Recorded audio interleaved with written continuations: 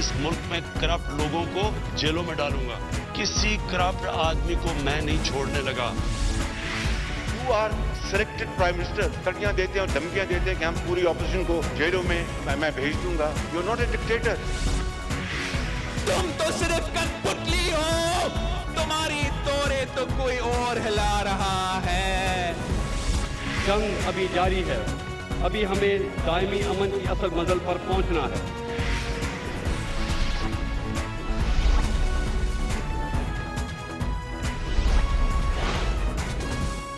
आप देख रहे हैं खबरों, तबसरों और तज्जियात पर मबनी पाकिस्तान का सबसे मोतबर न्यूज शो दुनिया, कामरान खान के साथ। अस्सलाम वालेकुम, मैं हूं कामरान खान। सानेह मच के खिलाफ हज़ारा बरादरी का धरना कोयटा में तो जारी है। आज इसका चौथा रोज़ है। मुजाहिरीन का मुसलसल इसरार आज भी बरकरार कि वज़ीर आज़म इमरान खान वहाँ आएँ, उनसे बात करें, उससे पहले वो अपनी मैयतें नहीं दफनाएंगे। मगर एक और सूरत हाल ने जन्म लिया है। कोयटा के बाद कल रात से कराची में हज़ारा बरादरी ने मुख्तलिफ मकामात पर धरने दे दिए हैं, मसरूफ़ तरीन शाहराहों को बंद कर दिया है और उसकी वजह से कर्बनाक सूरत हाल पैदा हो गई है कराची के उन शहरियों के लिए जिनका इस पूरे मामले से कोई ताल्लुक़ वास्ता नहीं है। उनकी ज़िंदगियाँ आज अजीरन रही इन तवील ट्रैफिक जैम्स की वजह से जो शहर की इंतहाई मसरूफ़ शाहराहों पर देखने में आया।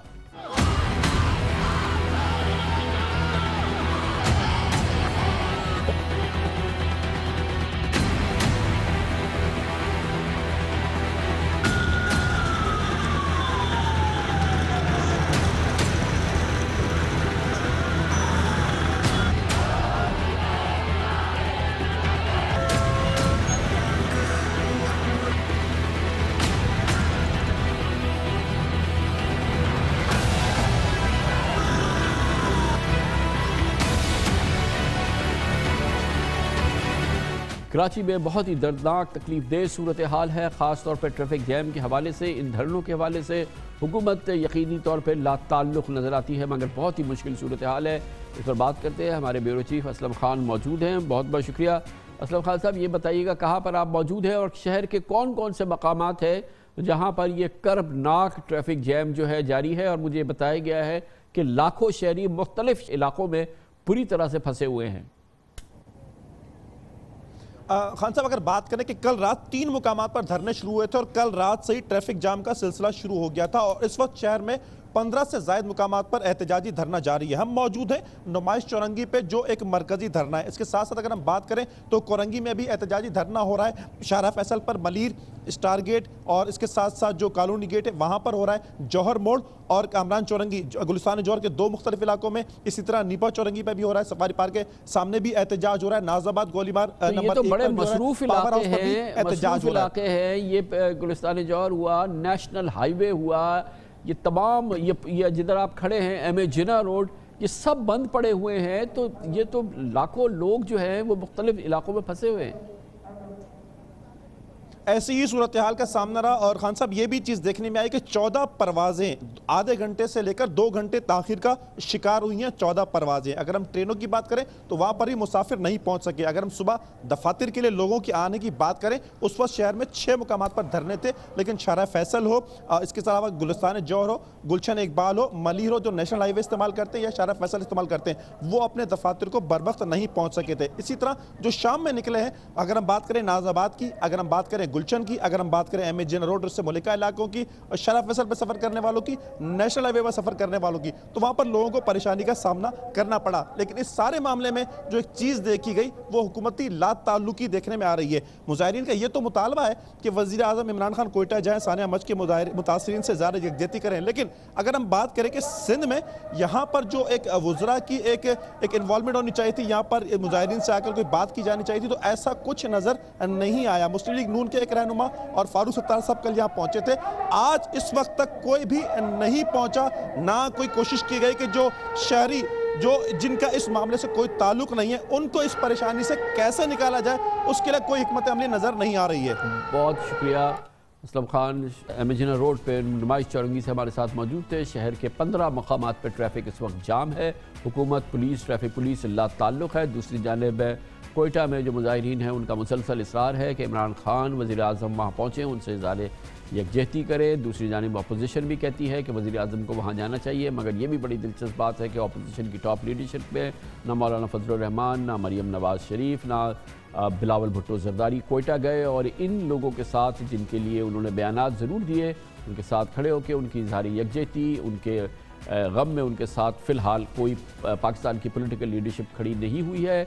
मगर न जाने क्यों कराची की इस वक्त जो सूरत हाल है उसमें 15 मकामात पर धरना देके कराची के लिए क़यामत का सबब पैदा कर दिया गया है। इस वक्त कराची की सूरत हाल इंतहाई बहुत ही ख़तरनाक है। हुकूमत इस सिलसिले में अपनी सी कोशिशें कर रही है। पहले वज़ीर दाखिला शेख रशीद गए थे मुजाहिरीन के पास, आज वज़ीर मैरीटाइम अफेयर्स जनाब अली ज़ैदी वहाँ पहुँचे थे और आज वज़ीर आला बलूचिस्तान जाम कमाल भी मुजाहिरीन से बात कर रहे थे। लेकिन मुजाहिरीन वज़ीर आज़म से कम किसी और शख्सियत से मिलने के लिए और इस धरने को ख़त्म करने से पहले अपने मुतालबात पहुँचाने के बगैर वो तैयार नहीं हैं। हुकूमत इस सिलसिले में क्या कर रही है? वज़ीर आज़म इमरान खान ने आज ट्विटर पर तो पैगाम दिया, इन मज़लूमीन के साथ यकजहती का इजहार तो किया, लेकिन ख़ुद उनका वहाँ पहुँचना फ़िलहाल ये मुजाहिरीन कहते हैं कि वो नहीं जाएंगे और इस सूरत हाल ने कराची में भी एक मुश्किल सूरत हाल पैदा कर दी है। इस पर बात करते हैं। हुकूमत की जानिब से बहुत एक्टिव हैं। वज़ीर आज़म के आज नुमाइंदे की हैसियत से कोयटा भी गए। जनाब अली ज़ैदी वफाकी वज़ीर बराए बहरी उमूर हमारे साथ मौजूद हैं। बहुत बहुत शुक्रिया अली ज़ैदी साहब। ये बताइएगा कि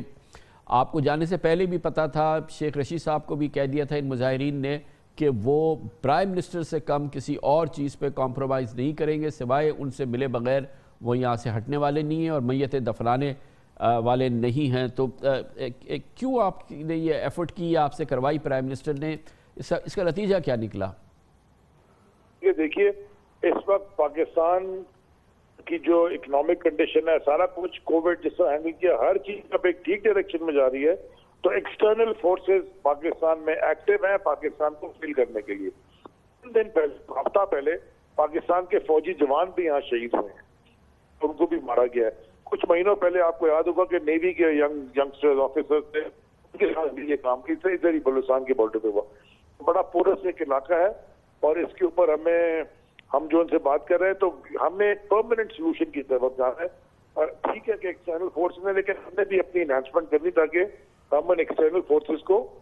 लेकिन एक चीज़ तो क्लियर हो गई ना, इस वक्त जो इमीडिएट इशू है वो ये है कि जो मकतूलीन है इनकी तदफीन हो जाए, ये धरना ख़त्म हो। और आपको पता है इसके ऑफशूट पे कराची में जो है वो मुख्तलिफ जगहों पे ये 15 जगहों पे धरना हो गया है, जिसकी वजह से मैसिव मुसीबत खड़ी हो गई है शहरियों के लिए।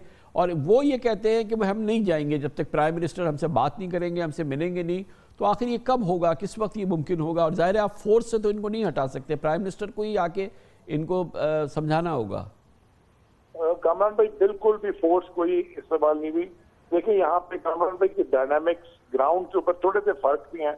हमारी लवाहिकीन से भी बात हुई है, इनके यहाँ कोई हम सारों को एक पेज पे लाना चाह रहे हैं एज ए गवर्नमेंट।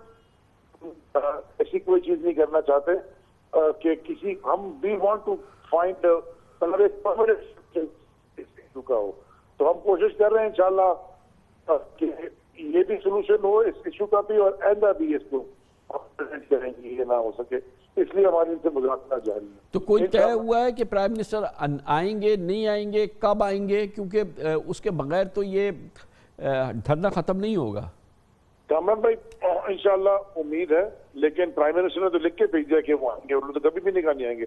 हो सकता है कल आ जाए, हो सकता है रात आ जाए, हो सकता है परसों आ जाए, लेकिन मेरी सिर्फ इनसे गुजारिश ये रही है, और भले के धरने में बैठे, धरने ये तो उनका हक है, लेकिन जो लवाहिकीन से हमारी दरख्वास्त ये थी कि जो शोहदा हैं उनकी लाशों को प्लीज दफन कर दें, दफना दें। बिकॉज ये मैं तो बस इनसे ये आजिज़ाना गुजारिश कर रहा हूँ, भले धरने से मैं नहीं रोक रहा, लेकिन ये प्लीज कर दें क्योंकि शरई मसला भी एक बन जाता है। तो हम कोशिश कर रहे हैं, इंशाल्लाह अल्लाह बेहतर करेगा। बहुत बहुत शुक्रिया जनाब अली ज़ैदी हमारे साथ मौजूद है। कमर से ब्रेक, उसके बाद करेंगे पाकिस्तान में क्रिकेट एक्टिविटी। अगर कोई इंटरनेशनल क्रिकेट एक्टिविटी हो तो यकीनन बहुत दिलचस्पी होती है। पाकिस्तान ने न्यूजीलैंड का दौरा किया, मगर नताइज बहुत ही हौसला शिकन रहे। उम्मीदें बनी मगर उम्मीदों पर पानी फिर गया, और उसकी मुख्तलिफ वजूहात हैं। टेस्ट सीरीज़ भी बुरी तरह से हारे और T20 भी। सब का जिक्र करते हैं, इस पूरे दौरे का जायज़ा लेते हैं छोटे से वक्त।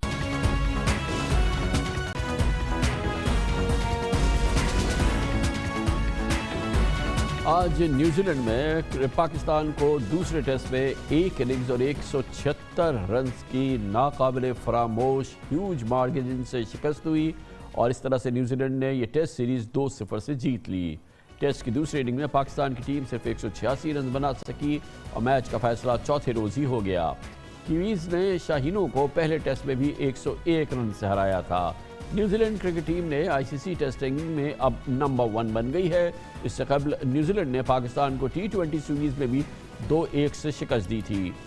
टूर के आगाज से पहले ही हमारे खिलाड़ियों में गैर संजीदगी देखी गई थी, बायोसिक्योर माहौल की खिलाफ वर्जी की और 6 खिलाड़ियों में कोरोना की तस्दीक हो गई। इस तरह से टूर का आगाज हुआ।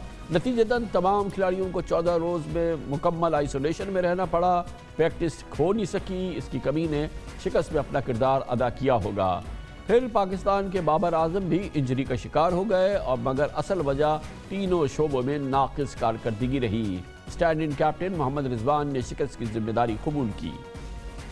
मैं as a captain as a player मैं रिस्पॉन्सिबिलिटी लेता हूँ कि मेरी जिसमें अल्लाह पाक ने काबिलियत रखी उस तरह मुझसे कीपिंग नहीं हुई, उस तरह मैंने डिलीवर कीपिंग में नहीं किया।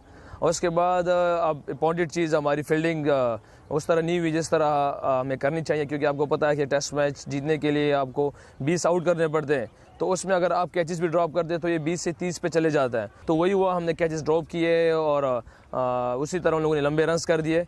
और बाकी अगर आप थ्रू आउट द पूरा मैच देख ले तो हम तीनों डिपार्टमेंट में उस तरह नहीं कर सके। पाकिस्तानी क्रिकेट टीम की न्यूजीलैंड में कारकर्दगी पर नज़र डालते हैं इस तफसीली रिपोर्ट में। गुस्सा है, शदीद गुस्सा है पाकिस्तान में क्रिकेट शायकीन को भी और माहिरीन को भी। इस पर बात करते हैं, हमें ज्वाइन कर रहे हैं पाकिस्तान में सीनियर तरीन क्रिकेट मुबसरीन और कमेंटेटर हमारे साथ मौजूद हैं जनाब अब्दुल माजिद भट्टी। बहुत बहुत शुक्रिया भट्टी साहब। ये बताइएगा, अभी मैं शोएब अख्तर को सुन रहा था, रमीज़ राजा को सुन रहा था और पाकिस्तान के क्रिकेट शायकीन बेपनाह इस वक्त रंजीदा भी हैं और गुस्से में हैं जिस किस्म की हमारी परफॉर्मेंस रही है। और सिर्फ ये नहीं है कि बैट्समैन ने हमें नाकाम कर दिया, बॉलर्स ने भी हमें नाकाम कर दिया, फील्डर्स ने भी हमें नाकाम कर दिया। गोया कि ये कोई मजबूरी बहरान है। जी हाँ खान साहब, बिल्कुल। हम जिस ब्रांड की क्रिकेट खेल रहे हैं ये वो ब्रांड नहीं है जो पाकिस्तान क्रिकेट का खासा रहा है। देखिए, न्यूजीलैंड जो है वो छोटा सा मुल्क है जिसकी आबादी 48 लाख है और हम 22 करोड़ की आबादी वाला जो मुल्क है वो जिस ब्रांड की क्रिकेट खेल रहा है। रमीज राजा जो बात कर रहे थे ना, मैं भी उससे इत्तफाक करता हूं कि हमारा जो क्रिकेट सिस्टम है मेरे ख्याल में कोलैप्स कर गया है। अनफॉर्चुनेटली आज हमारे मुल्क के जो वजीर आजम हैं वो पाकिस्तान के नहीं बल्कि दुनिया के बहुत बड़े क्रिकेटर रहे हैं, माने हुए कप्तान रहे हैं, लेकिन आज अफसोस से ये कहना पड़ रहा है कि हमारी क्रिकेट टीम वो क्रिकेट खेल रही है जिससे हमारे शायकीन जो हैं वो नाराज हैं। थोड़ा सा एक्सप्लेन कीजिए इस बात को भट्टी साहब, इसको एक्सप्लेन कीजिए कि वो जिस ब्रांड की क्रिकेट खेल रहे हैं वो आउटडेट हो चुकी है, जिस अंदाज की क्रिकेट खेल रहे हैं उसका कोई मौजूदा हालात से कोई ताल्लुक नहीं है।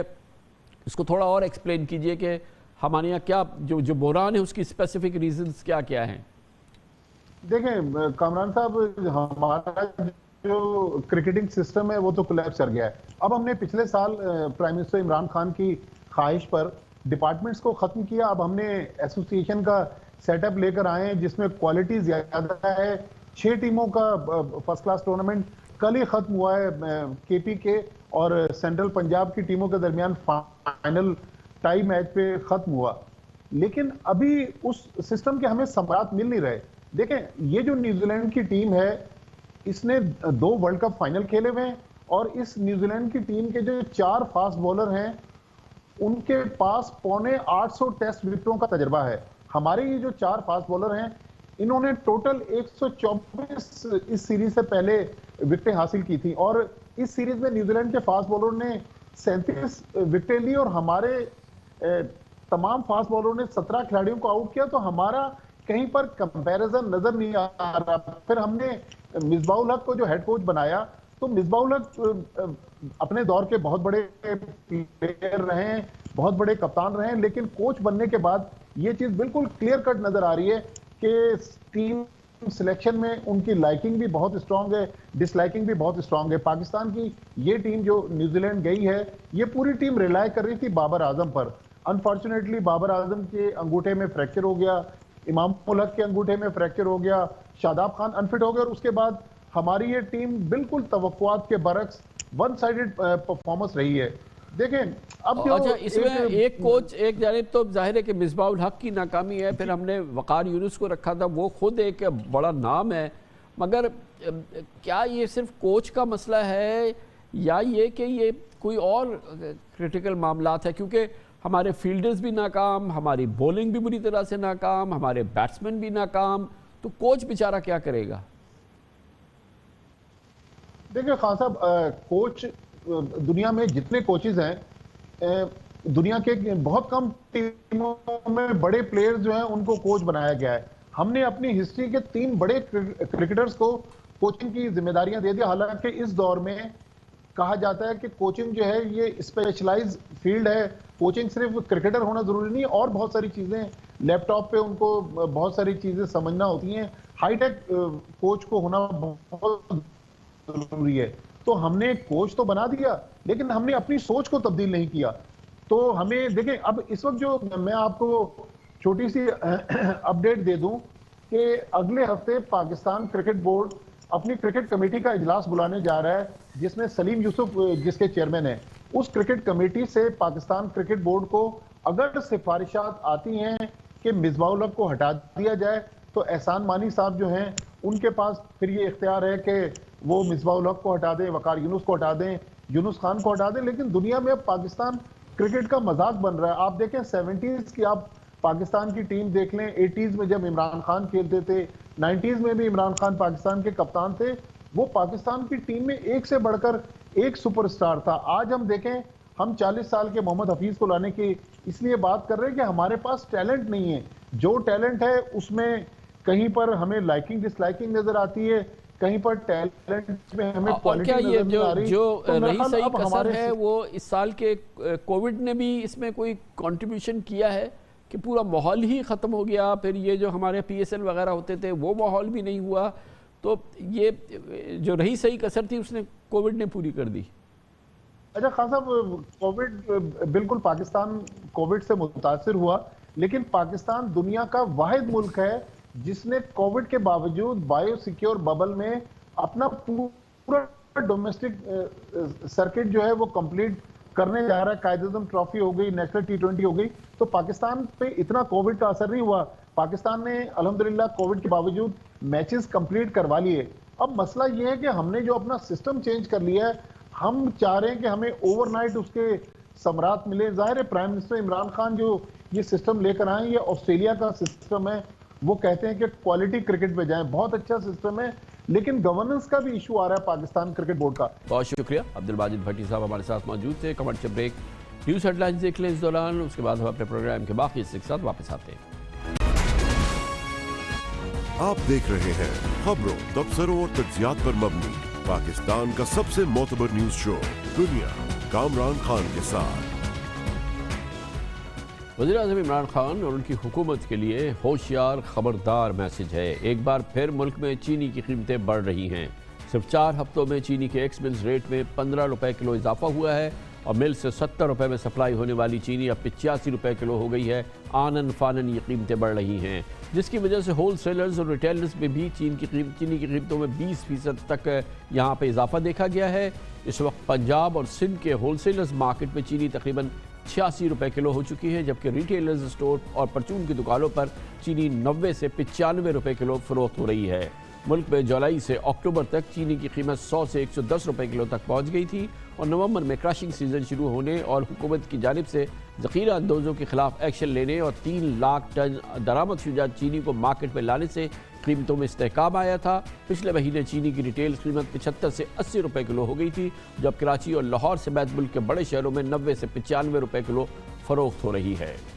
इतनी महंगी हो गई है कि अब तो चीनी खाना ही छोड़ दिया है। इस वक्त तो दे रहे हैं 110 चीनी दोबारा से जो है ना वो 10 रुपये बढ़ के 90 पे चली गई है। चीनी 90 रुपये चल रही है। आप पहले 84 रुपये थी, लेकिन अभी 90 हो गई है। चीनी जी वही है, पुरानी रेट पे ही है, 100 रुपये किलो। चीनी जो है 90 रुपये के करीब जा रही है इस वक्त। जी मैं आपके पास चीनी का तोड़ा पड़ा हुआ है, 88 रुपये किलो हमारी खरीदारी है। क्या भाव बेचे? पहले ये 84 रुपये की थी और अब 90 की हो गई है। डेफिनेटली महंगी हो गई है। चीनी तो बहुत महंगी हो गई है। 84 का रेट था, अब 90 रुपए में बिक रही है। चीनी का रेट यार 90-100 के राउंड अबाउट ये इसी तरह ही रेट है इसका। चीनी तो मिल रही है 105, 110 इस तरह से मिल रही है। चीनी 90 रुपए खरीद रहे हैं। चीनी तो महंगी मिल रही है, 90 रुपए किलो है। अभी कोई 94 दे रहा है, 95 दे रहा है, पहले कुछ 80-85 ऐसे चल रही थी। 95 रुपए किलो मिल रही है, 95-100 इस तरह चल रही है। खुला चैलेंज है वज़ीर-ए-आज़म इमरान खान के लिए, जिन्होंने चीनी की कीमतों में कमी पर अपनी माशी टीम को मुबारकबाद दी थी और 12 दिसंबर को तकरीबन एक माह कबल एक ट्वीट की थी जिसमें कहा था कि माशाल्लाह 102 रुपए के मुकाबले में चीनी औसतन 81 रुपए फ़ी किलो फ़रोख्त हो रही है। इस वक्त क्रशिंग सीज़न के दौरान चीनी की कीमत में अचानक इजाफे में हुकूमती मशीनरी भी कसूरवार है, लेकिन दरअसल ये पाकिस्तानी अजनास मंडी में आड़ती माफिया और मिल्स मालिकान का गोरख धंधा है, जिसकी निशानदेही इस प्रोग्राम में हम कई बार कर चुके हैं। वज़ीर-ए-आज़म इमरान खान इतराफ़ कर चुके हैं कि चीनी कार्टलाइजेशन और शुगर माफिया की जारादारी ख़त्म कर रहे हैं, बहुत कुछ सीख लिया है, अब चीनी महंगी नहीं होगी। ये उनका अज़्म मुसम्मम था, उनका इरादा था और उनका यकीन उन्होंने कौम को दिलाया था कि अब हम इसकी जड़ तक पहुंच गए हैं, अब चीनी महंगे नहीं होने देंगे। चीनी के अंदर बदकिस्मती से एक पूरी कार्टलाइजेशन है जो कि कंपटीशन कमीशन ने अब वाज़े तौर पे सामने रख दी है कि मिल के प्राइस ऊपर कर देते हैं, उसके ऊपर अब हम पूरा कदम उठा रहे हैं। ये मैं यकीन दिलाता हूँ अपनी कौम को कि ये आगे नहीं होगा। शुगर माफिया वो तो अब कंपटीशन कमीशन ने बता दिया कि ये मिल के मोनोपलीज बनाते हैं और फिर ये मिल के कीमतें बढ़ा देती है चीनी की। हमें पहली दफ़ा तजर्बा हुआ है कि किस तरह एक मिल के महंगाई की जाती है। उसके ऊपर तो आप देख रहे हैं कि चीनी की भी अब कीमतें नीचे आनी शुरू हो गई हैं। कह रहे हैं कि नए साल में चीनी की कीमतों में अचानक इजाफे की वजह क्या है, ये लोग जानना चाहते हैं। हुकूमत भी अगर जानना चाहती है तो दरअसल शुगर कमीशन की रिपोर्ट की फाइंडिंग और शुगर रिफॉर्म कमेटी की सिफारिशात पर FBI ने सितंबर में एक SRO के ज़रिए 1 जनवरी से इसका इतलाक़ किया था और पाबंद किया था कि दीगर सनतों की तरह शुगर सेक्टर को भी AVS यानी ऑडियो वीडियो सिस्टम नस्ब करना लाजिम होगा ताकि उनकी बाकायदा मॉनिटरिंग हो सके। ये सिस्टम FBR के निज़ाम से मुंसलिक होगा और इसके ज़रिए मिल से चीनी की प्रोडक्शन और नकल व हमल पर FBR नज़र रख सकेगी। FBR की इस पाबंदी का यानी कि आपको वीडियो कैमरास लगाने हैं, इसका रद्दअमल आया है और इस रद्दअमल के तहत खबरें ये हैं कि आड़ती माफिया और ज़ख़ीरा अंदोज़ों ने दिसंबर से ही अपने गोदामों में चीनी स्टॉक करना शुरू कर दी थी। इसलिए हम कह सकते हैं कि शुगर सेक्टर को दस्तावेजी बनाने और SROs पर अमल दरामद के बजाय शुगर माफिया ने चीनी की ज़ख़ीरा अंदोज़ी और ब्लैक मार्केटिंग शुरू कर दी है। खुला चैलेंज दिया है हुकूमत को भी और FBR को भी। चीनी के साथ हुकूमत को आटे की कीमतों में भी कड़ी चौकसी रखनी होगी। पिछले महीने 55 रुपए किलो तक आ जाने वाला राशन का 2.5 नंबर आटा अब 60 रुपए किलो हो चुका है, जबकि चक्की के आटे का 10 किलो का जो थैला होता है वो भी 50 रुपए महंगा होकर 750 रुपए हो गया है। यानी कि आटे की कीमतों में भी इजाफे का रुझान हम देख रहे हैं। सीरियस सिचुएशन है, वज़ीर-ए-आज़म और उनकी हुकूमत के लिए एक नया चैलेंज बन रहा है। इस पर बात करने के लिए हमने दावत दी है, हमें ज्वाइन करें जनाब शमसुल इस्लाम खान, कमोडिटी अफेयर्स के एक्सपर्ट है। बहुत बहुत शुक्रिया खान साहब। ये प्राइम मिनिस्टर को यकीन था, उनकी हुकूमत को यकीन था कि क्योंकि हमने एक्शंस लिए हैं, सारी चीज़ें की हैं और कंपटीशन कमीशन ने इसमें किया है, FBR ने अपने एक्शन लिए हैं, लेकिन हम देख रहे हैं कि पिछले 3-4 हफ्तों में एक बार फिर ये प्राइसेस जो है ये बढ़नी शुरू हो गई हैं और गुड 10-12-15% तक ये प्राइसेस बढ़ गई हैं। देखिए इसमें क्या है कि जो आपकी रिफॉर्म्स कमेटी थी उसको जड़ तक पहुंचना चाहिए था, वहाँ थोड़ा सा उन्होंने हाथ हल्का रखा और सिर्फ एक चीज़ आई सामने और वो नई चीज़ ये थी कि AVS सिस्टम SRO 889 और इसके ज़रिए वो फैक्ट्रीज़ को मॉनिटर करेंगे। शुगर के अलावा उन्होंने सीमेंट को, बेवरेजेस को भी उन्होंने इसमें शामिल किया। लेकिन आपको पता है कि इससे पहले भी FBR के लोग वहाँ पे सेल्स एक्स के लोग वहाँ पे बैठते थे शुगर मिल्स, उनके होते हुए भी फेक ID कार्ड पे सेल्स होती थी और सेल्स एक्स की चोरी भी होती थी। तो ये माफिया एक बहुत बड़ा स्ट्रॉन्ग माफिया है, डीप रूटेड है। उसके साथ मार्केट के वो लोग जो कैश बिजनेस रन करते हैं, जिनका कोई डॉक्यूमेंटेड उनका अकाउंट नहीं है। इस दफ़ा क्या हुआ है, ये अभी क्यों कीमत बढ़ रही है? जी, सब ने यही सोचा कि 1 जनवरी को FBR का कुछ दिसंबर में एक न्यूज़पेपर में आया था कि वो जो है 1 जनवरी से स्टॉक रिलीज नहीं होने देंगे जहां मिलों पे AVS सिस्टम नहीं लगा। इससे लोगों ने जो होल्डर्स और प्रॉफिटर्स होते हैं वो आपको पता है वो एक एक चीज़ के ऊपर वो सारा कैलकुलेट करते हैं, उन्होंने उसको देखते हुए पहले से ही होर्डिंग स्टार्ट कर दी। तो इस वक्त रैम्पेंट होर्डिंग हुई है बहुत ज़्यादा, और ऐसी ऐसी जगहों पर स्टॉक रखे हैं जो वेयर हाउसेस के एरिया नहीं होते हैं। रेजिडेंशियल बिल्डिंग्स के अंदर अगर नीचे शॉप छोटी सी बनी है तो वहाँ भी स्टॉक कर दिए। तो इतनी ज़्यादा होर्डिंग कर दी है कि मिल्स तो क्रशिंग कर रही है, देखें क्रशिंग ऑन है, पूरी स्पीड के साथ चल रही है। उनको गन्ना मिल रहा है, पहले 200 रुपये में मिल रहा था, थोड़ा बढ़ के 250 हुआ, अभी अगर 300 रुपये भी कुछ आ गया है। लेकिन वो जो चीनी सेल कर रहे हैं, असल जो होर्डर थे उन्होंने उसको फ़ायदा उठाया और वो हर भाव पे लेने के लिए तैयार है। मगर गन्ने की कीमतों में इजाफे ने भी इसमें कंट्रीब्यूट तो किया है। जो रिलेटेड लोग हैं वो कहते हैं कि अगर आप देखें तो जो बुनियादी वजह वो कहते हैं वो ये है कि गन्ने की प्राइसेस जो हैं वो बढ़ रही हैं। जी, इसमें ये हुआ कि शुगर के अंदर जो बैरन्स थे उनमें भी 2 ग्रुप बने हुए थे। कुछ ने, आपको याद होगा कि 10 अक्टूबर से क्रशिंग स्टार्ट कर दी थी और बाकी लोग डिले करना चाह रहे थे। तो जब डिले जिन्होंने किया वो टारगेट मिस कर गए, और जो शुरू में स्टार्ट किया था उन्होंने 100 रुपये तक चीनी भी बेच ली थी।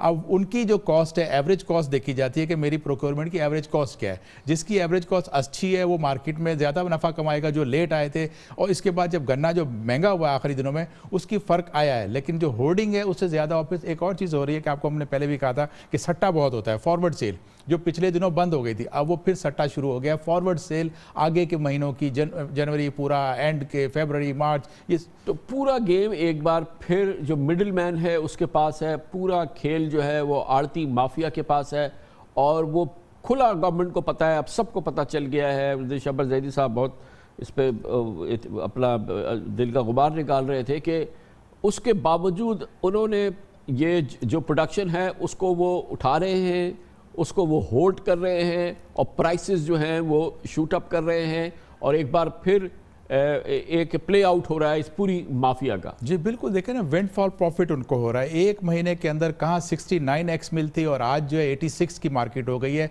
रेडी ट्रक आपको अगर लेना है तो 87 का, मार्केट में जाए तो आपको 88 होलसेल में मिलेगा, 90-95 रिटेल आपकी हो गई है। तो इसमें पूरा एक बड़ा कनाइवेंस के साथ होता है। शुगर बैरन्स भी इसमें वो हाजी नहीं है, वो भी साथ मिले हुए हैं, और वो उनके साथ मार्केट के जो फ्रंट मैन होते हैं, ब्रोकर्स होते हैं, वो पूरा चेन काम कर रही है। अकबरी मंडी में एक बहुत बड़ा जो है सट्टा इसका कराता है चीनी का, वो फिर इतने जोर से एक्टिव हो गया कि अब उसकी चीनी हर भाव पे वो चीनी बेच रहा है। अच्छा, इतनी महंगी चीनी बेचते हैं, और अगर इनकी बुक्स देखें तो कई जो क्योंकि लिस्टेड कंपनीज हैं उनकी बुक्स सामने आती हैं, तो उसमें हैरान हम रह जाते हैं कि मैं एक सिंध की शुगर मिल का देख रहा था कि ₹1 पर अर्निंग पर शेयर उसने कहा पूरे साल हमने की। वही काम की एक पंजाब की मैंने लिस्टेड कंपनी देखी, उसने कहा मेरी ₹15 अर्निंग पर शेयर है। आउटरेजियस इसमें जो है फजिंग होती है नंबर्स। बिल्कुल, देखिए फजिंग होती है। आपको सिस्टम जो टैक्सेशन का है इसके अंदर आप जितना डंडा चलाएंगे आपके उतनी चोरी होगी। आपको इंटरेक्शन ख़त्म करना चाहिए, और आप उसकी सेल्स को मॉनिटर करें। और बैंक जो आपकी जो शुगर की सेल होती है वो कैश पे नहीं होती। कराची से कैश लेके कोई 25-30 लाख 50 लाख जाके किसी इंटीरियर सिंध में नहीं जाएगा, वो बैंक से भेजता है। बैंक की बुक्स को मॉनिटर करें, ट्रांजेक्शन को मॉनिटर करें कि यहाँ से चीनी किसकी मिल में गई है, उसकी सेल रजिस्टर्ड है या नहीं। ये कैमरे लगाएंगे तो कैमरे में तो वही लोग बैठे होंगे, उनके बल्कि उनकी वजह से उनके पैसे बढ़ जाते हैं। नहीं तो फिर बहरहाल जब मॉनिटर करना है तो दुनिया में तरीका यही है कि आप उनकी जितनी प्रोडक्शन है, जो उसकी मूवमेंट है, उसको मॉनिटर करें। और आप फरमा रहे हैं ना कि इससे डरे हैं, जिसकी वजह से इन्होंने दिसंबर में चीनी खींच ली और उसको कि जनवरी में लगने वाला है, और उन्होंने जो है उसको होल्ड करना शुरू कर दिया। इसमें 2 हुए ना, एक तो आपके शुगर मिल्स हैं जो शुगर बना के बेच रहे हैं, जो डरे हैं वो लोग डरे नहीं है, बल्कि उनको ये था कि शॉर्ट हो जाएगी सप्लाई जनवरी के बाद, क्योंकि FBR की खबर आ गई थी जनवरी फरवरी में जब चीनी शॉर्ट होने का वो सोच रहे हैं, तो उसको प्रॉफिट को और मैक्सिमाइज करने के लिए उन्होंने होल्डिंग शुरू कर दिया। और वो लोग हैं जिनके पास कैश होता है, वो ना टैक्स देते हैं, ना डॉक्यूमेंटेड उनकी इकॉनमी है, अपना किसी तरीके से भी अच्छा, नेट में नहीं है। ये बात भी है ना कि इसके साथ ही इंटरनेशनल मार्केट में भी चीनी अपसाइड पर है और उसकी कीमतें बढ़ रही हैं। जी, चीनी इंटरनेशनल मार्केट में बढ़ रही, मुसलसल बढ़ रही है। उसकी कई रीजंस हैं। बहुत जगह इंडोनेशिया बहुत बड़ा बायर है, वो आ गया, और ममालिक में कुछ हो गया। आपके थाईलैंड में ड्राई वेदर की वजह से कुछ शॉर्ट हुई थी। वो उसका लिंक अगर पाकिस्तान से करें सर, तो मुझे बताइए, ना तो रॉ शुगर इंपोर्ट कर रहा है। इसका एक मतलब तो है ना कि अब हमारे पास वो ऑप्शन तो नहीं है कि हम इंपोर्ट कर लें, क्योंकि वो इंपोर्ट महंगी पड़ेगी। नहीं, इंपोर्ट नहीं कर सकते। रॉ शुगर भी अगर अलाउ करेंगे तो वो भी इस वक्त आपके फायदे में नहीं है। मगर रॉ शुगर हम अगर आज से 1-2 महीने पहले इंपोर्ट कर लेते तो वो हम इस गैप को तो मीट कर सकते थे। और माहिरीन कह रहे थे कि बेहतर यह है कि रॉ शुगर इंपोर्ट कर लें और उसको फिर एज ए बफर इस्तेमाल। बिल्कुल, वो गन्ने की क्रशिंग के साथ हमारी मिल्स ऐसी डिज़ाइन हुआ है कि उस वक्त वो यूज़ कर सकते हैं। लेकिन आप ये देखें कि जो इंपोर्ट करेगा रॉ शुगर, वो भी शुगर मिल वाला होगा ना, वो अपने प्रॉफिट को कम करने के लिए अपने पास और ज़्यादा क्यों लेकर आए, वो तो उसी से ज़्यादा कमाना चाहेगा ना। तो वो गन्ना मिल रहा है, उसको प्रॉफिट भी मैक्सिमम करना है। अभी आप जैसे बता रहे हैं किसी ने 1 रुपया दिखाते, बाद ऐसी भी हैं जिन्होंने 200%, 250% भी प्रॉफिट दिखाते हैं, लेकिन जो सारे हैं वो उसमें नहीं है, तो इसमें अच्छे भी बेचारे उसमें पिस जाते हैं। तो ये इसको सिस्टम को सही करना पड़ेगा। आप नहीं, मुझे ये हैरानगी है कि ये इतने सब शुगर कमीशन की रिपोर्ट के बाद, रिफॉर्म के बाद, ये सब के बाद भी जो अभी रिजल्ट्स आ रहे हैं, जो कि अब लिस्टेड कंपनीज हैं अपने वो अकाउंट्स शो कर रहे हैं, उसमें ऐसा लगता है कि फ़कीरों का काम कर रहे हैं। और वो 1 रुपये पर अर्निंग पर शेयर 1 रुपया दिखा रहा है, दूसरा बराबर वाला दिखा रहा है 15 रुपये अर्निंग पर शेयर, और आप दूसरे जो लोग बता रहे हैं वो बहुत अच्छी उनकी अर्निंग जारी है। तो ये तो ओपन एंड शट केस है, पकड़े इनको गर्दनों से। जी बिल्कुल करना, लेकिन इनके कनेक्शंस बहुत ज़्यादा स्ट्रॉन्ग है। इस माफिया को आप देखें कितने सालों से चला आ रहा है, ये तो 54 साल हो गया इसके माफिया को चलाए हुए, और आपको इसको सही करने के लिए पूरे रिफॉर्म्स करने होंगे। कभी कभी ये भी करते हैं कि गन्ना ज़्यादा जब हो जाता है तो गन्ना परचेज नहीं करते, फिर ग्रोअर परेशान होता है, क्योंकि ग्रोअर को इजाज़त नहीं है एक सर्टन अमाउंट से ज़्यादा गुड़ बनाने की। गुड़ जो है आज चीनी से महंगा इंटरनेशनल एक्सपोर्ट अगर करें तो वो होता है। हमने गुड़ पे भी पाबंदी लगाई हुई है। तो ग्रोअर अगर जो इसकी कॉटेज इंडस्ट्री है, जिसमें मामूली सा फ्यूल कंज्यूम करता है, वो ट्रैक्टर चला के और गन्ना बनाता है, पीसता है, और फिर वो उसकी चीनी से ज़्यादा प्राइस पे एक्सपोर्ट हो सकती थी। गवर्नमेंट को चाहिए उसको लिबरलाइज करे, उसको जिसने गुड़ बनाना है वो गुड़ बनाए, शक्कर बनानी है शक्कर बना के एक्सपोर्ट करे। ये वो हैं जो रिफाइंड शुगर से ज़्यादा वैल्यू फैच करेंगी, और आपके ग्रोअर के पास कोई ब्लैकमेल करने वाला नहीं होगा, गन्ना खरीदने वाला सिर्फ शुगर बैरन है। अच्छा, ये एक बार फिर हमें आटो की प्राइस में भी अपटेक हम देख रहे हैं। इसको बहरहाल फ़ौरन रोकना होगा, क्योंकि ये बहुत बड़ा बुहरान है। अगर रोटी महंगी हो जाए, और जाहिर है कि ये हुकूमत भी देख रही होगी ये क्या हो रहा है और ये किस तरफ जा रही है कीमतें। देखिए खान साहब, इसमें क्या है कि जितनी शॉर्टेज थी उससे कई गुना इंपोर्ट हो गई। हैरत की बात है कि इस वक्त पाकिस्तान ने 73 साल तारीख में सबसे ज़्यादा इंपोर्ट किए। पब्लिक सेक्टर की अगर आप इंपोर्ट की फिगर देखें तो 22 लाख टन से ज़्यादा उन्होंने इंपोर्ट किए। 15-16 लाख टन आपकी जो है प्राइवेट सेक्टर इंपोर्ट लेकर आ गया है। और फिर आपकी लोकल गंदम थी, उसकी भी 15,000 बोरी का कोटा हर मिल के साथ रखा हुआ है। लेकिन आप आटा गायब हो रहा है। वो आटा जो है अब क्या हो रहा है कि बॉर्डर के ऊपर, अब मैं आपको बताता हूँ सही चीज़ क्या है। अफगानिस्तान में 40% अगर आटा महंगा होगा तो वो किसी भी प्राइस पे, क्योंकि वहाँ डॉलर सस्ता है, वो आपको स्मगलिंग हो रही होती है। वो आपकी बॉर्डर के जरिए कोयटा के रास्ते भी जा रही है, पेशावर के रास्ते भी जा रही है। और वो अफगानिस्तान में जो है बड़ी फ्लावर मिल नहीं है। वो आपका आटा, आपकी देसी गंदम का जो है नान बनाते हैं, कंधारी नान, बड़े बड़े ताफ्तान होते हैं, वो सिर्फ हमारी देसी गंदम के अच्छे बनते हैं, उनको वही चाहिए। तो इसलिए वो जब बाहर खड़ा होगा, नहीं ये तो कोई बात नहीं है। अब तो हमने अपने बॉर्डर कंट्रोल्स भी किए हैं, फेंसिंग कर दी है, उस पहली जैसी सूरत हाल तो नहीं है। रोज़ाना एंटी स्मगलिंग की बात हो रही है, यहाँ पर ये है। और आप ये कह रहे हैं कि इसके बावजूद ये फ्री फॉर ऑल स्मगलिंग जारी है। 900 किलोमीटर लंबा अगर आप सिर्फ ईरान पाकिस्तान ईरान का बॉर्डर देख लें, अफगानिस्तान का भी देखें, रास्ता इनको सर ये इस वहीं के पैदा हुए होते हैं। बॉर्डर की दोनों साइड पे गुर्बत ज़्यादा होती है, उनको किसी तरह नेट में लाना होगा, किसी काम रोजगार पे लगाना होगा। आप कह रहे हैं कि जो आटे की कीमत बढ़ रही है इसकी सिर्फ और सिर्फ वजह जो है वो ये है कि स्मगलिंग हो रही है, क्योंकि इतना गंदम मौजूद है, उसके बावजूद कीमत बढ़ रहा है। एक वजह ये स्मगलिंग की, दूसरा ये कि आपका इससे फूड रिलेटेड जितनी भी अदारे हैं वो मॉनिटरिंग इफेक्टिव नहीं कर रहे हैं। वो उनके साथ मिले हुए होते हैं, आपकी जो ऑफिशियल स्टॉक्स रिलीज करते हैं उसके ऊपर भी अपना खर्चा लेते हैं।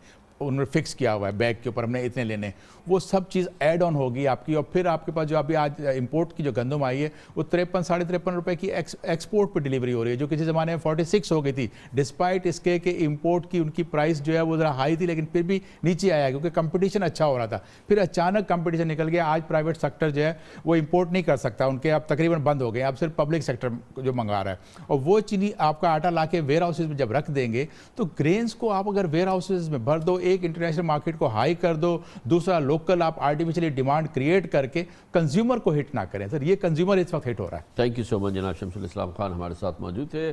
चीनी की कीमतें बढ़ गई हैं, मजीद बढ़ रही हैं, आटे की कीमतें भी बढ़ रही हैं। हुकूमत के लिए होशियार और ख़बरदार और फौरी एक्शन की ज़रूरत है। कमर्शियल ब्रेक, उसके बाद जिक्र करेंगे PDM के लिए वक्त उतना साजगार नहीं है जितना 9 महीने पहले था। अंदरूनी खलीज बढ़ती नज़र नहीं आ रही, मज़ीद वसी हो रही है और मामलात काबू में नहीं हैं। इस पर बात करते हैं छोटे से वक्त के बाद।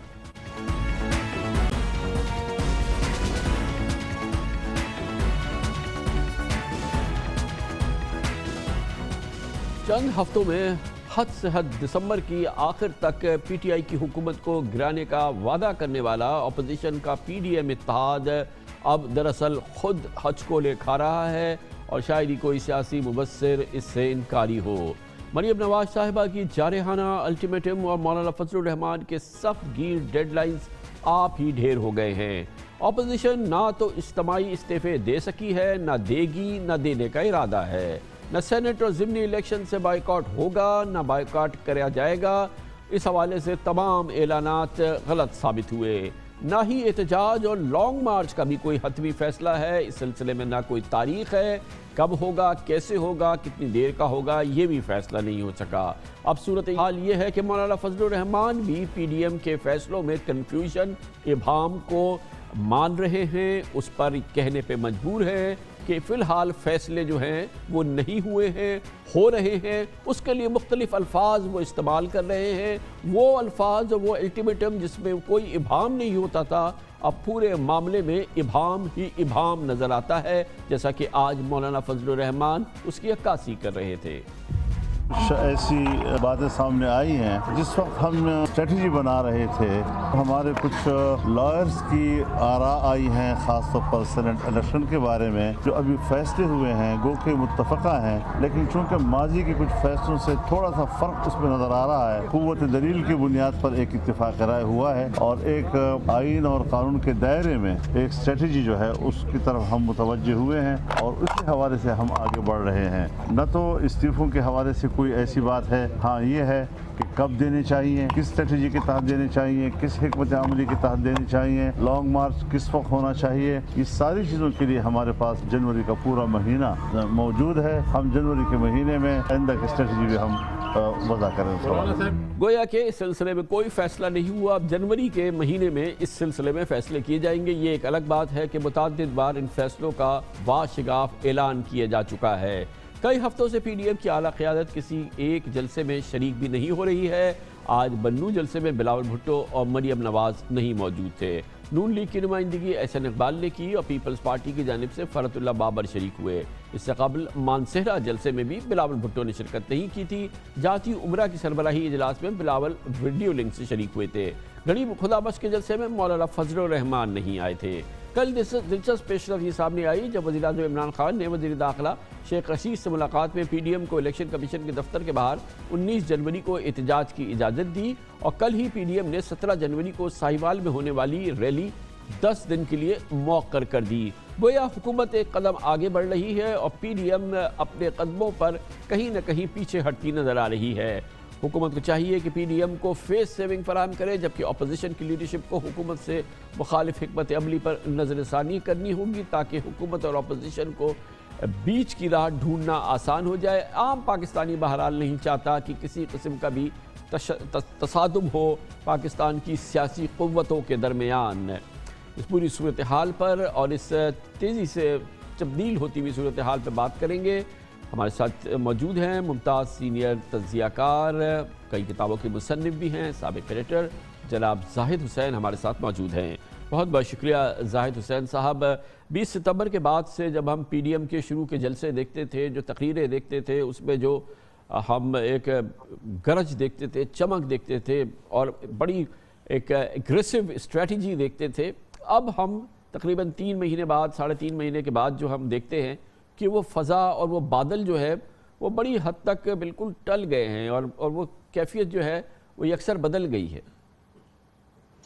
देखिए कामरान, ये बात सही है कि तकरीबन 4 महीने होने को आए हैं जबकि पीडीएम बनी थी और उन्होंने जो शुरू से जो मुतालबात किए थे या डिमांड या ऑब्जेक्टिव अपने सामने रखे थे वो बहुत ज़्यादा थे। मसलन ये कि इमरान खान की हुकूमत जो है ख़त्म कर दी जाएगी और उसके साथ साथ जो है फिर ये भी था कि फौजी जो लीडरशिप है उन पर भी तनकीद का था। तो उसमें ये था कि उनका ये था कि जैसे पूरा मकसद ये है कि पूरे सिस्टम और माफ़ कीजिएगा कि इसका मरकजी पिलर जो था वो महवर था, वो तो ये था कि हम पार्लियामेंट से इस्तीफे दे देंगे। 400-500 जब लोग निकल जाएंगे पार्लियामेंट से तो एक इतना बड़ा वैक्यूम पैदा हो जाएगा कि हुकूमत अपने बोझ से खुद गिर जाएगी। ये तो न्यूक्लियस था इस पूरी हिकमत अमली का कि रेजिग्नेशन फ्रॉम पार्लियामेंट। बिल्कुल, देखिए सही बात है कि जब भी कोई पाकिस्तान की तारीख ये है मौजूद है, हमने देखा है कभी भी जैसे जुलूसों से कोई हुकूमत गिरती नहीं है। और ये हमने पिछले सालों में जब इमरान खान साहब ने जो है चलाई थी उस वक्त भी हमने देखा था कि इसके नतीजे में कोई हुकूमत गिरती नहीं है। लेकिन उसके साथ साथ उन्होंने जो एक रखा था अपने सामने और लोगों के सामने कि हम इस्तीफा दे देंगे और पूरी हुकूमत गिर जाएगी और ये हो जाएगा।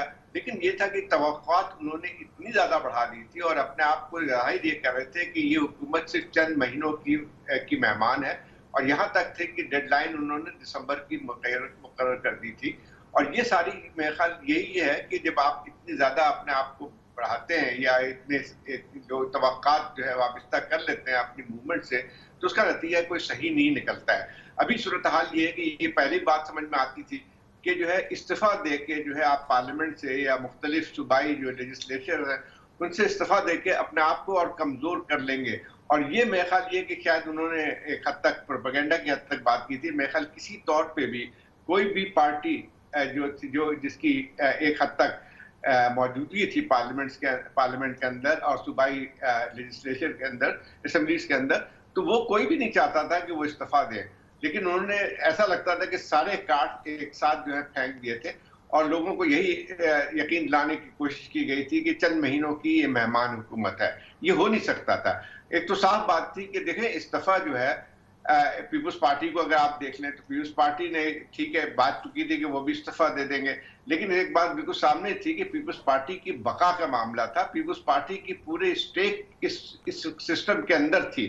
पीपुल्स पार्टी जो है इन तमाम जमातों में अगर देखा जाए तो उसके ये एक बहुत बड़ा स्टेक ये था कि सिंध की में उसकी हुकूमत थी और अगर वो सिंध हुकूमत से रिजाइन कर देती तो फिर उसका सियासी वजूद भी ना होने के बराबर होता। तो मेरे ख्याल ये कि बात बहुत साफ नजर आती थी कि पीपुल्स पार्टी कभी भी इस्तीफा नहीं देगी। उसके साथ साथ लेकिन और भी देखें कि पीएमएलएन के अंदर भी अगर आप देखें कि एक तरफ एक नारे तो बहुत ज्यादा इंतहा पसंद भी लग रहे थे, लेकिन उसके अंदर अगर आप देखें तो उसमें से काफी बड़ी तादाद ऐसे थी लोगों की जो कि नहीं चाहते थे कि वो पूरी तरह जो है वो या इस्तीफा दे दें या अपने आप को अलहदा कर लें।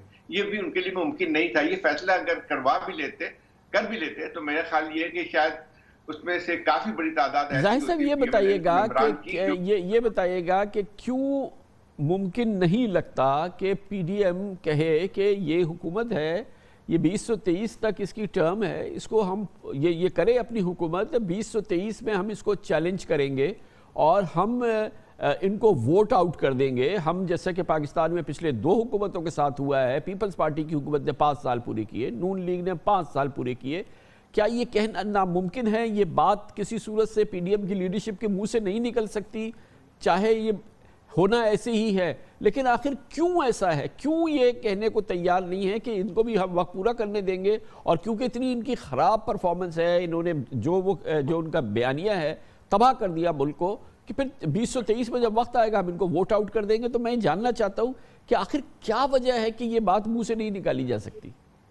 देखिए कामरान, ये तो हकीकत है कि जमहूरियत में है, उसमें एक अपोजिशन का एक बहुत अहम रोल होता है, एक चेक एंड बैलेंस रखने के लिए होता है। लेकिन अगर तहरीक इसलिए चलाई जाए कि किसी हुकूमत को गिराना हो, तो फिर वो जो एक बयानिया खुद अपोजिशन का है कि किसी हुकूमत को पूरी मुद्दत नहीं करने दी जाती है, तो उसकी एक नफी होती है। तो इस लिहाज से जो है मेरा ख्याल ये है कि अगर वो पार्लियामेंट के अंदर रह के या जो भी एक सिस्टम के अंदर रह के हुकूमत पे दबाव डालते या हुकूमत को जो है उनकी पॉलिसी पे तनकीद करते, तो एक वो जमहूरी अमल को बढ़ाने का एक जरिया बन के आती है मेरे ख्याल। लेकिन एक और बात भी कि जब ये फैसला किया है अब अपोजिशन ने कि जो है वो इस्तीफा नहीं देंगे और वो सिस्टम के अंदर रह के भी उसकी मुखालफत करेंगे, तो मेरा ख्याल ये कि इस पे इमरान खान साहब पे ज्यादा एक लिहाज से दबाव भी बढ़ेगा। ये नहीं कह सकते हैं यानी कि ये चीज़ जो है ये तो पाकिस्तान के लिए अच्छी है, जमहूरियत के लिए अच्छी है कि अपोजिशन मुतहर्रिक रहे, दबाव डाले। और यकीनन पिछले 3 महीनों में चाहे अपोजिशन की अपनी इतनी एग्रेसिव स्ट्रेटजी जो है वो स्टीम आउट कर गई है, लेकिन बहरहाल हुकूमत पे प्रेशर और उसकी परफॉर्मेंस पे और चीज़ों को ठीक करने का प्रेशर आता है, जिससे ओवरऑल मुल्क के हालात में तो बेहतरी होती है।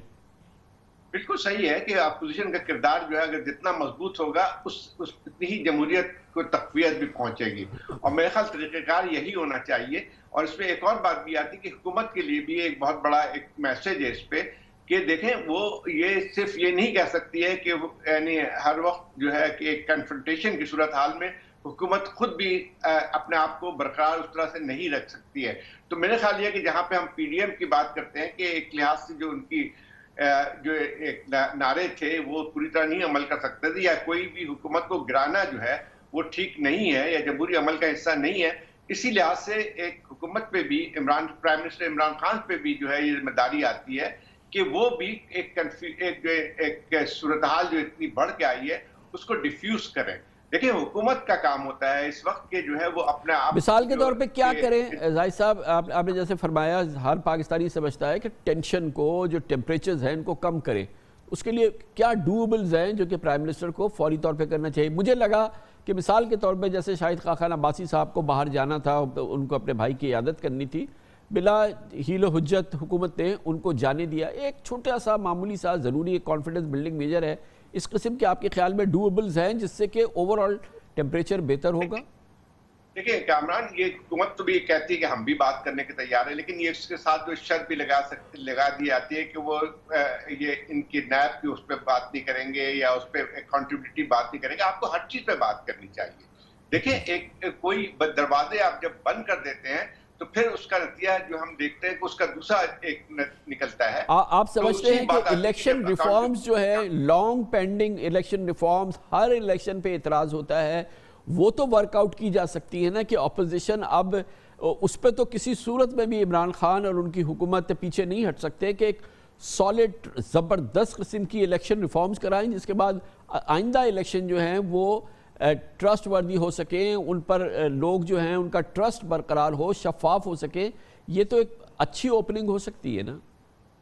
देखिए बिल्कुल सही बात है। देखिए बहुत सारी चीजें जिन पे बात करनी चाहिए हुकूमत को भी और अपोजिशन को भी। 3-4 चीजें बहुत अहम है जो जमहूरियत के को आगे बढ़ाने के लिए बहुत जरूरी है। एक तो भाई ये कि ठीक है जो अकाउंटेबिलिटी जो है होनी चाहिए, कोई उसमें नहीं है, लेकिन इदारों को ये जाहिर नहीं होना चाहिए कि वो सिर्फ एक सिलेक्टिव अकाउंटेबिलिटी हो रही है या निशाना बनाया जा रहा है। ये तासुर खत्म होना चाहिए और ये बहुत बड़ा एक मसला बना हुआ है, ये बात हकीकत है।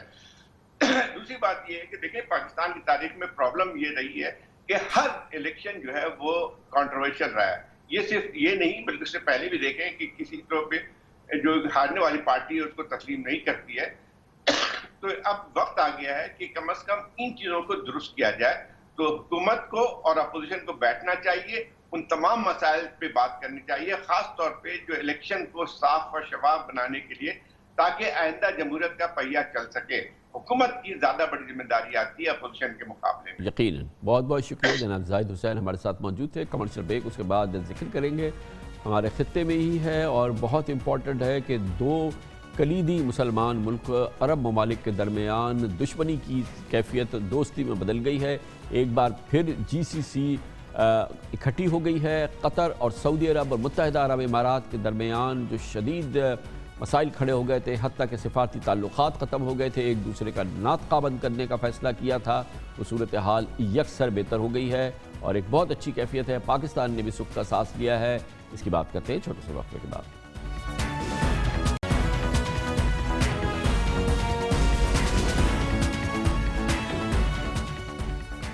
खलीजी ममालिक की बाहमी और शदीद खलीज बिलाखिर ख़त्म हो गई है। सऊदी अरब, मुत्तहिदा अरब इमारात, मिस्र और बहरीन ने कतर का बायकॉट ख़त्म कर दिया है।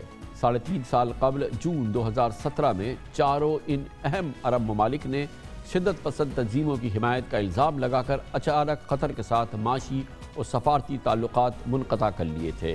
कतर के साथ फ़िज़ाई हदूद, ज़मीनी और समंदरी सरहदें बंद कर दी गई थी, गोया कतर का नातका बंद करने की कोशिश की गई थी। जबकि कई मुतालबात भी कतर के सामने रखे थे, जिसमें एक मुतालबा ये भी था कि अल जज़ीरा की नशरियात पर पाबंदी लगाई जाए। कल ये एक अहम पेशरफ्त हुई, उस वक्त सामने आई और अचानक सामने आई जब खलीज ताउन कौंसिल यानी कि GCC के सालाना इजलास में शिरकत के लिए कतर के अमीर शेख तमीम बिन हमद अल सानी सऊदी अरब पहुँचे तो वली अहद मोहम्मद बिन सलमान ने उनका शानदार इस्तकबाल किया। अमीर कतर शेख तमीम से हाथ मिलाने के बजाय गर्म जोशी से गले लगा लिया और बाद में GCC इजलास में अरब हुक्मरानों ने खलीजी ममालिक के दरमियान यकजहती और इस्तेहकाम के माहिदे पर दस्तखत कर दिए। बड़ा दिलचस्प पस मंज़र है। सऊदी अरब ने GCC के इस इजलास से एक रोज़ कबल ही कतर के साथ अपनी सरहदें 3.5 साल बाद खोल दी थी। GCC इजलास के बाद सऊदी कतर सरबराहान की मुलाकात पर सऊदी प्रेस एजेंसी ने खबर दी कि दो ब्रदर मुल्कों ने दो तरफा ताल्लुकात बहाल करने और तमाम इख्तलाफात ख़त्म करने पर मुकम्मल इत्तफाक कर लिया है। सऊदी कतर ताल्लुकात की बहाली में बड़ा दिलचस्प एक और माहौल नज़र आया, जैसा कि ताल्लुकात तोड़ते वक्त नज़र आया, और वो था अमेरिका का और ट्रंप इंतज़ामिया का। वाज़ेह किरदार था जो कल देखा गया। अमेरिका के दोनों ममालिक के साथ माशी दिफाई ताउन है। अमेरिका कतर के एयरबेस को इस्तेमाल करता है, वहाँ पे सेंटकॉम का हेडक्वार्टर है और वहाँ से दुनिया भर में फ़ज़ाई कार्रवाइयों में ख़ास तौर पर इस खित्ते में उसका बड़ा किरदार रहता है ख़तर का। पिछले 4 साल में सऊदी अरब अमेरिका ने असलहा ख़रीदारी के 110 अरब डॉलर के माहिदे समेत $350 अरब के मुख्तलिफ माहिदे किए। सदर ट्रंप के दामाद जैरेड कुशनर ने भी सऊदी कतर ताल्लुकात की जिस तरह से जिस वक्त ये टूट रहे थे उनका कलीदी किरदार था। कल भी बड़ी दिलचस्प बात थी कि GCC के इजलास में जैरेड कुशनर वहाँ पे मौजूद थे। गोया कि जब ये ताल्लुकात तोड़े गए, जब कतर का नातका बंद किया सऊदी अरब ने अपने तहादियों के साथ GCC में, उस वक्त भी अमेरिका का किरदार था या उसकी मदद हासिल थी, या अमेरिकी हुकूमत का ना हो या यकीनन ट्रंप का और जैरेड कुशनर का उसमें हाथ था। और कल जब जाते जाते ट्रंप इंतज़ामिया ने इन दोनों मुल्कों को जोड़ा तो उस वक्त भी जैरेड कुशनर अमेरिका के नुमाइंदे उस इजलास में मौजूद थे। इस साल GCC इजलास का एक अहम पहलू सऊदी वली अहद शहजादा मोहम्मद सलमान की जानिब से अरब ममालिक को पूरी इस्लामी दुनिया में इत्तेहाद और इस्तेहकाम के नए दौर की दावत भी देना थी। हम अपने इत्तेहादी अमरीका तमाम लोगों की कोशिशों का शुक्रिया अदा करते हैं जिन्होंने इस मामले में मदद की। शुक्र अल्हम्दुलिल्लाह उन काविशों की बदौलत अल अला मुआहिदा हुआ जिस पर इस बाबरकत कॉन्फ्रेंस में दस्तखत होंगे और ये खलीज, अरब ममालिक और इस्लामी इत्तेहाद और इस्तेहकाम की तस्दीक करेगा। ये हमारे लोगों के माबैन अखुवत का तसलसल कायम करेगा ताकि उनकी उम्मीदों और उमंगों के मुताबिक नताइज हासिल कर सकें। आज हमें अपनी अक़वाम को आगे बढ़ाने के लिए और अपने गिरदो नवा में मौजूद चैलेंजेस से निपटने के लिए मुत्तहद होने की अशद ज़रूरत है। यकीनन पाकिस्तान के मुसलमानों के लिए, पाकिस्तान के लिए ये बड़ी अहसन बात है, ये बहुत ही खुशगवार बात है कि उसके दो कलीदी दोस्तों के दो कलीदी मुसलमान ममालिक के दरमियान और अरब इत्तेहाद जो है बरकरार रखने का जो अमल शुरू हुआ था और जो बीच में बहुत शदीद इंतशार का और बहरान का शिकार हो गया था, वो वक्त टल गया है और बेहतरी की वजह से पाकिस्तान ने भी सुख का सांस लिया है, क्योंकि यकीनन पाकिस्तान पर दबाव रहता था। कतर के साथ कोई भी बाहमी दिलचस्पी या कुर्बत के मामलात को सऊदी अरब और UAE अच्छी निगाह से नहीं देखते थे और ये कैफियत पाकिस्तान के लिए यकीनन बहुत ही मुश्किल कैफियत थी। पाकिस्तानी बड़ी तादाद में कतर में भी मुलाजिम हैं और यकीनन UAE और सऊदी अरब में पाकिस्तानी सबसे ज़्यादा मुलाजमत करते हैं। पाकिस्तान के देरीना स्ट्रेटिजिक और हर तरह के करीबी ताल्लुकात हैं, बरादराना ताल्लुकात हैं खलीज के दूसरे मुल्कों के साथ, लेकिन कतर की मखसूस सूरत हाल की वजह से पाकिस्तान इंतहाई मुश्किल में पड़ गया था। और जैसे मैंने आपको बताया कि कतर का नातका बंद कर दिया गया था और इस पूरी सूरत हाल में कतर के साथ जो मुसलमान ममालिक खड़े रहे, पाकिस्तान का बहुत बड़ा किरदार नहीं था, लेकिन टर्की ने इसमें बहुत बड़ा किरदार अदा किया था। इस पूरी सूरत हाल पर खित्ते की इस अहम डेवलपमेंट में बात करेंगे। हमें ज्वाइन कर रहे हैं मुमताज़ सीनियर सहाफ़ी सैयद राशिद हुसैन साहब। ये अरब अमूर पर बड़ी गहरी निगाह रखते हैं, सऊदी अरब से तवील अरसे तक पाकिस्तान में सहाफ़त करते रहे, डॉन अखबार से मुंसलिक थे। बहुत बहुत शुक्रिया राशिद हुसैन साहब। मुझे ये समझ में नहीं आया कि पल में तोला पल में माशा, यानी कि अचानक कतर के साथ तमाम ताल्लुकात तोड़ लिए UAE ने, सऊदी अरब ने और फिर आई एम श्योर कि इनका इन्फ्लुएंस है मिस्र ने और फिर बहरीन ने, और फिर अचानक जोड़ लिए। और ये नहीं समझ में आया कि इसमें कौन सी ऐसी चीज़ है जो कतर ने मान ली हो या कतर से कोई मुतालबा हो जो कतर ने तस्लीम कर लिया हो या कतर ने कोई घुटने टेक दिए हों। ना टूटना समझ में आया ना जुड़ना समझ में आया। आपने बहुत अच्छे तरीके से समराइज किया है कामरान साहब। देखिए, बुनियादी तौर पे जब तोड़ा था इन्होंने तो इन्हें तवक्को ये थी कि उस वक्त ट्रंप गालिबन इनके हमनवा नहीं थे, लेकिन जब इन्होंने तोड़ लिया तो ट्रंप ने इनकी हमनवाई कर दी थी। अगर आपको याद हो, उस वक्त रेक्स टिलरसन इनके फॉरेन सेक्रेटरी होते थे और रेक्स टिलरसन और ट्रंप में एक वाज़े डिवाइड थी, एक वाज़े तफरीक थी, क्योंकि रेक्स टिलरसन शुरू से ये कह रहे थे कि ये अरब ममालिक का गल्फ कोऑपरेशन काउंसिल के मेंबरान का ये एक गलत फैसला था, लेकिन बहरहाल ट्रंप ने उसका साथ दिया था। लेकिन अब जो ट्रंप और उनकी एडमिनिस्ट्रेशन जाते जाते उन्होंने बहुत जोर दिया। देखिए, ये सिलसिला बहुत दिनों से चल रहा था, वो जोर दे रहे थे, अमेरिकन जोर डाल रहे थे, कुवैत के जो साबका अमीर थे मरहूम, उन्होंने बहुत कोशिश की, लेकिन ये गेंद आगे नहीं जा पा रही थी। इस वक्त जाने की एक दो वजूहात बज़ाहिर नजर आती हैं। कहना चाहते हैं कि वो उनका दौर बहुत कामयाब रहा और उससे गालिबन उनके आइंदा के सियासी अज़ाइम पर यकीनन उसका असर पड़ सकता है। लेकिन उससे ज़्यादा एक ख़तरा इस पूरे खित्ते में बढ़ रहा है कि कहीं ऐसा तो नहीं कि अमेरिका जाते जाते ट्रंप एडमिनिस्ट्रेशन आइंदा 12-15 दिनों में ईरान पर कोई कार्रवाई कर जाए। और इसे आप यूं जोड़ सकते हैं कि हिलरी क्लिंटन का गुज़श्ता कल एक स्टेटमेंट सामने आया था कि उन्होंने ट्रंप एडमिनिस्ट्रेशन को खबरदार किया था कि जाते जाते वो कोई ऐसी मुसीबत खड़ी ना कर दें ईरान के हवाले से जिसे बाद में संभालना मुश्किल हो जाए। अच्छा, आपके सवाल का दूसरा पहलू ये था कामरान साहब कि कतर ने कहाँ घुटने टेके। हकीकत ये है कि कतर ने कहीं घुटने नहीं टेके। सवाल शुरू से ये रहा है कि सऊदी अरब ये चाहता था कि कतर एक सैटेलाइट स्टेट की हैसियत से रहे और अरब इमारात की भी ये पूरी कोशिश थी। लेकिन और उनसे पहले शेख तमीम से पहले इनके वालिद, इनके दादा के ज़माने में जब शेख खलीफा अल थानी साहब हुआ करते थे इसके कतर के अमीर, उस वक्त बड़ी हद तक कतर सऊदी अरब को फॉलो किया करता था। लेकिन हमद अल थानी और अब तमीम हमद अल थानी के ज़माने में कतर ने वो पॉलिसी ख़त्म कर दी और सऊदी अरब को फॉलो करना छोड़ दिया। चुनांचे इसकी जो कलीदी और बुनियादी वजह बनी वो यही बनी कि जब यहाँ एक नई गवर्नमेंट आई शाह अब्दुल्ला के मरने के बाद, तो उनकी एक ये इंतहाई कोशिश हुई कि कतर उनके पीछे फॉलो करे। कतर इसके लिए तैयार नहीं हुआ, चुनांचे ये सारा खेल अच्छा, अब एक और बड़ा मसला है कि अब जाहिर है कि ये सारी चीज़ क्योंकि ट्रंप इंतज़ामिया पे बेपनाह इन्फ्लुएंस था सऊदी अरब का, मुत्तहिदा अरब इमारात का, तो खारजा उमूर के हवाले से उनकी खूब चलती थी और अब उनको वाज़ेह तौर पर नज़र आ रहा है कि बाइडेन इंतज़ामिया उस तरीके से जाहिर है कि वो बिल्कुल उसका एक इंडिपेंडेंट पहलू होगा। इसी पस मंज़र में हम देख रहे हैं कि कतर की बेपनाह मदद की है तुर्की ने और बहुत करीबी ताल्लुकात हुए दोनों मुल्कों के। और इसी दौरान जहाँ एक जानिब कतर से बड़े कशीदा हो गए ताल्लुकात, तुर्की से भी बड़े कशीदा ताल्लुकात हो गए और इसमें सऊदी अरब तनहा नहीं होता, UAE और सऊदी अरब बिल्कुल एक दूसरे के साथ मिल के चलते हैं। अभी मैंने कुछ अर्से कबल, जैसे कि आपने भी देखा, कि एक बड़ा गैर मामूली फ़ोन था जो शाह सलमान ने तुर्की के सदर तैयब अर्दोगान को किया। आपको लगता है कि जैसे कतर से इन खलीजी ममालिक ने अपने ताल्लुकात को बहाल किया है, कुछ बेहतरी आएगी तुर्की और सऊदी UAE ताल्लुकात में भी, क्योंकि ये भी पाकिस्तान के लिए एक बड़ा दर्द सर है कि इधर जाएं या उधर जाएं और हमें बड़ी इसकी कीमत देनी पड़ती है। बिल्कुल, ये यकीनन होगी कि तुर्की और सऊदी अरब में भी वो मुखासमत नहीं होगी जो अब से कुछ दिनों पहले तक देखी जा रही थी।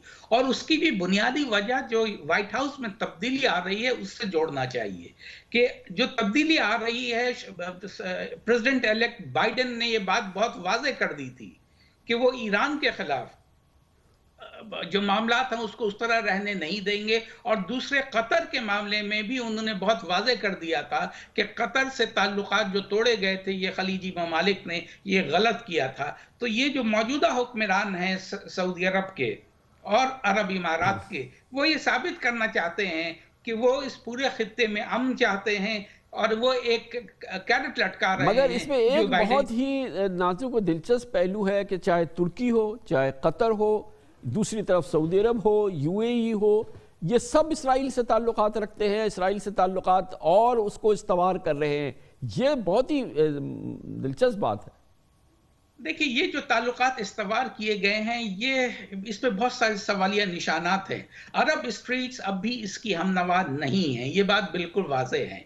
लेकिन हुकूमतें जो कर रही हैं, एक तो वहाँ एंटी ईरान कोलिशन की कोशिश हो रही थी। अच्छा, ये नई कोशिश नहीं है। मुझे याद है कॉन्डोलीजा राइस ने एक ज़माने में बहुत कोशिश की कि जीसीसी, इजिप्ट और इजराइल को मिला करके किसी एक एंटी ईरान कोलिशन किया जाए, लेकिन वो उसमें नाकाम हो गई थी। इस वक्त क्योंकि मोहम्मद बिन सलमान साहब को बहुत सपोर्ट की ज़रूरत थी यारेड कुश्नर की और ट्रंप की, इसलिए उन्होंने घुटने टेक दिए थे और इजराइल के साथ आगे बढ़ रहे थे। लेकिन अब क्या कैफियत होगी आइंदा दिनों में, ये एक सवालिया निशान रहेगा, खुसूसन इस सूरत में कि अरब स्ट्रीट्स अब भी इसराइल को एक्सेप्ट करने के लिए तैयार नहीं है। बड़ी नवाजिश, बहुत बहुत शुक्रिया जनाब सैयद राशिद हुसैन हमारे साथ टोरंटो से मौजूद थे। इसके साथ ही हमारे आज के प्रोग्राम का इख्तिताम होता है। कल आपसे फिर मुलाकात होगी इंशाअल्लाह। कल तक के लिए कामरान खान को इजाज़त। अल्लाह हाफ़िज़ Nasir. Hi, it's Sayyeda Shanaz here. Thank you for watching Dunya News. For more videos and updates, don't forget to click the subscribe button. Keep watching Dunya News.